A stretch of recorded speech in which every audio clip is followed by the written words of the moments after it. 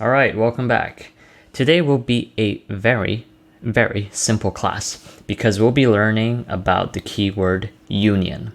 So what this statement does is it allows you to combine two data sets together, hence union, to squeeze them together or to combine them together, to unify them together.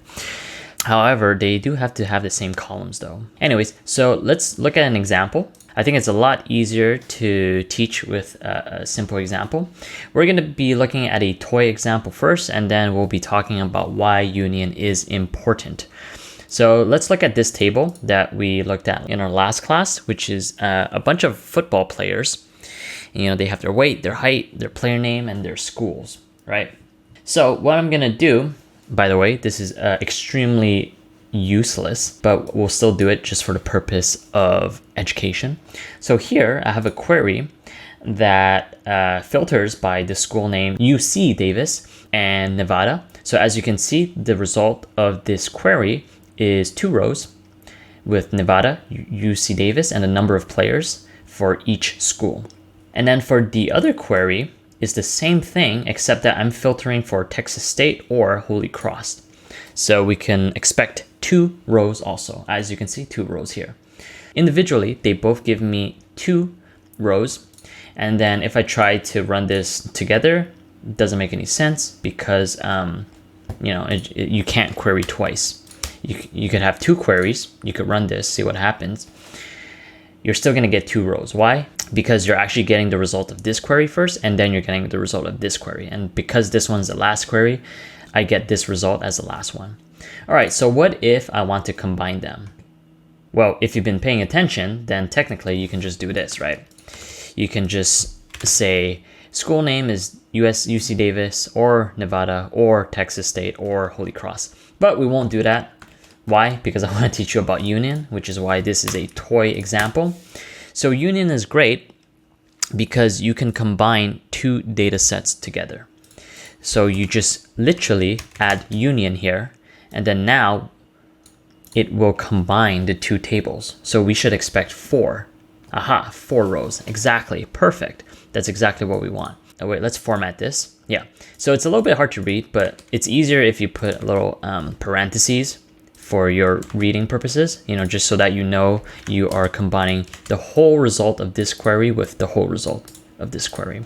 For example, if you run it, it's the same thing. So it's it's your preference. You could disregard them if you want, but I'll keep them just so that it's a lot easier to read. I'll even put spaces in between so you could see that's 2 different queries. But then so we can combine them. Let's try something else. Let's add another column as, let's just say num players 2.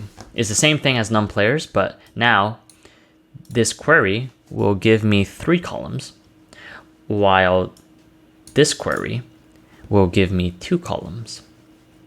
So can we combine them? Let's see. Run selected. Oh, there's an error. Why? They must have the same number of columns. Okay, all right, so that doesn't work. What about, okay, so I'll give you the same number of column, but here for this query, I'm gonna have a number for the first column rather than a string, okay? And then this one, I'll have a string. Okay, so if we combine them, let's see if this works. Nope. As you can see, union, types, character, varying, and integer cannot be matched.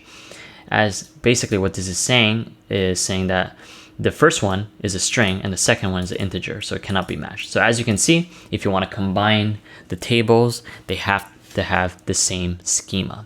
Okay, so back to the normal school name. What about if you name it something else, like hello, instead of school name? Would that work? Let's see. Okay, so that does work, and it will take on the first name. So imagine if we call this hello, and this one will be school name. Do you think the column name will be school name or hello? Let's see. It will be hello. So it takes on the first one. All right, so now that we know that, good for us. So basically you have to have the same number of columns and it has to be the same type. Let's try something else. Let's say or school name equals Texas State. Does this look familiar? Yes, it does. It's the same school name as this one. let's run this query. So now this, we have 3 rows, Nevada, Texas State, and UC Davis. And then for the second query, we have 2 rows, but also with Texas State and then Holy Cross. What do you think will happen when we combine them? Well, let's see. Oh, okay. So we only have 1 Texas State now instead of 2. So why is that? It's because union only appends distinct values.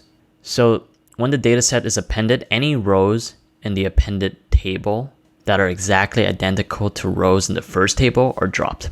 So if you don't want them to be dropped, then you could use union all, right? And then we run selected, see what we get. See, now we get 2 Texas State. Number of players, 109, 109. So as you can see, it gets dropped. That's interesting.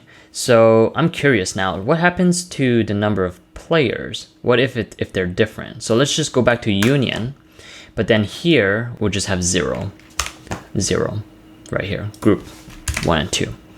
So now we're just gonna have the number 0 for number of players, and then this one will actually have the number of players. What would happen if I union them? Let's see. Aha, as you can see, even if the school name is the same, we'll still get these 2 rows because they're not identical rows, because the number of players is different. All right, so now you know if it's union all, then you know that they won't drop any rows. And then if you do union, they'll only look at the distinct rows. Okay, so that's pretty much it for union. As you can see, it was pretty simple. You just have to remember the difference between union and union all and make sure that you're choosing the right one. All right, that's pretty much it for union, and I'll see you in the next one.